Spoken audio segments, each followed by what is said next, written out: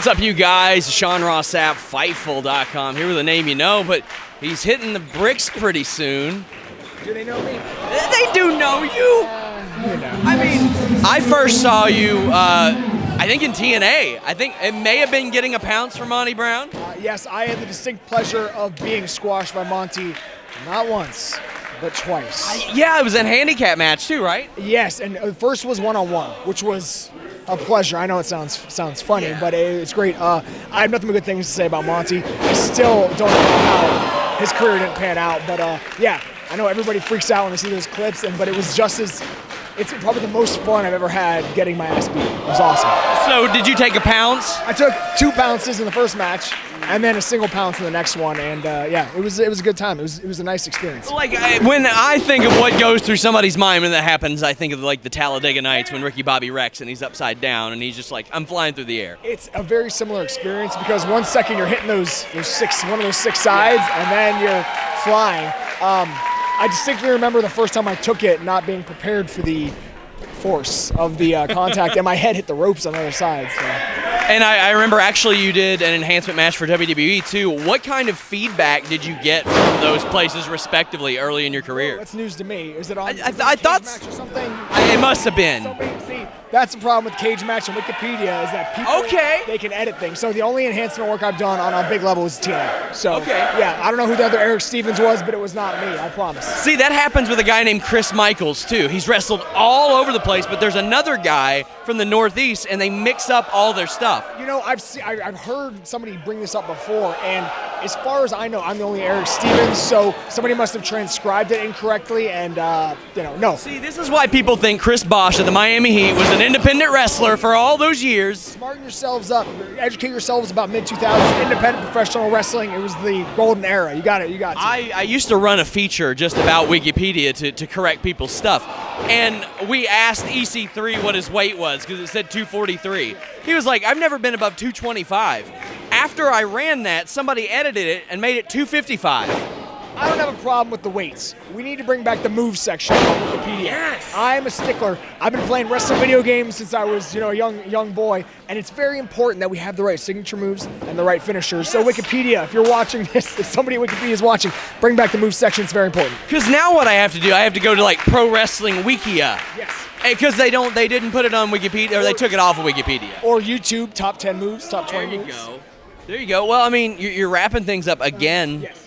What made you come back, and what's making you? I mean, you came back with the idea that you were going to have a run, right? Yes. I'm a planner. My life is planned out. My wife's she's a life coach, so she's big on structuring the day, structuring the week, structuring the months and years to a point. So the plan all along was to come back, and really it was a perfect storm. So I'm not going to bore you guys with the long version, but one night my wife and I went out, we had some margaritas, and it was WrestleMania weekend last year. And I bought the Fight TV package, I had watched a bunch of collective stuff, and I was really jacked up because I hadn't watched independent wrestling in years. And I was really jacked up on independent wrestling, and I was drunk, and my wife asked me, because she's a life coach, she needed me to look inside. She goes, are there any dreams that you have that scare you? I'm like, well, yeah, like every year I wanted to come back, but it's scary as shit. It's scary. I was scared of failure. She's like, just do it. I'm like, really? She goes, yeah. So I tweeted it out. I didn't even remember it the next day, but I got some interest, and I figure, you know what? Take a couple bookings a month and ride it into WrestleMania weekend. Finish in Tampa where I cut my teeth. At Ybor, I've actually wrestled in the Cuban Club before. Okay. Not a lot of people that weekend, this upcoming weekend, are going to have that distinction. Like, I've wrestled there before. I've wrestled in a lot of those clubs, a lot of those bars, and I just think it's poetic to go full circle and to finish where I started. How has the landscape changed since you were first around? Because, I mean, even Ring of Honor, where you were, categorically different now. The indies, way different. Social media, way different. Oh, man. That's an understatement. So it's changed for the better in a lot of ways in that there are so many more opportunities now, whether it's in Japan, overseas, Europe. The WWE is just signing more people now. There's not a crab in the bucket mentality. Nobody's stabbing each other in the back for shots anymore because there's so many opportunities. You can make a living on the independents. There was like 6 guys that were doing that back in my day, and some of them were in TNA too, so that doesn't really even count. And on top of that, it's just Ring of Honor was so good because everybody went out to outdo each other every night, right? Everybody was competitive with each other, but now the whole indie scene is like that. Everybody's trying to one-up each other, and the fans benefit from that. It's very competitive in a good way, in a healthy way. Pokemon. Did you have to develop new relationships as a result of being gone for as long as you were? Because, I mean, when you left, late 20s, now you're in your late 30s, and now, even today, like, that's prime. That's a prime age. I look around this locker room, and 10 months ago, I knew nobody here.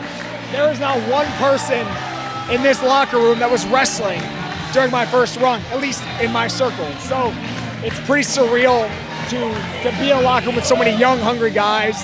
And I've had the opportunity to wrestle a lot of great, skilled people. I mean, Josh Alexander, I think had just started wrestling when I was finishing up, just like, I think he got to PWG around the time I was finishing up. And I used to watch him, and I was like, man, I want to wrestle that guy. I wish I still wrestled so I could wrestle that guy. Here we are.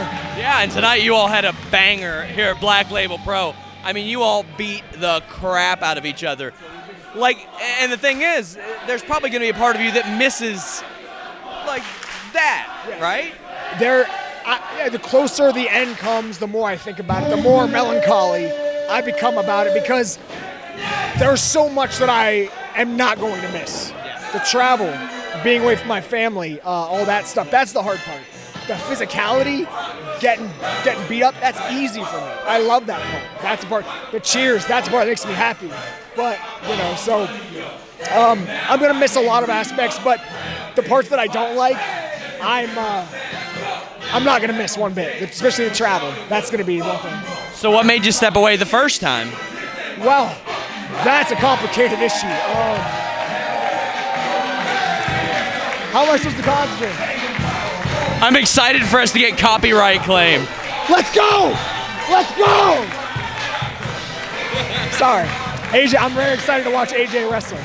That's a guy I didn't know before, and he's got a bright future. So what was the question? Oh, why did I quit? Yeah. So I don't want to bring up he whose name shall not be spoken, but there was a new, maybe we will. There was a new regime in Ring of Honor, different direction, and I'm going to take the blame for this because it was a situation where I had a big role in the company.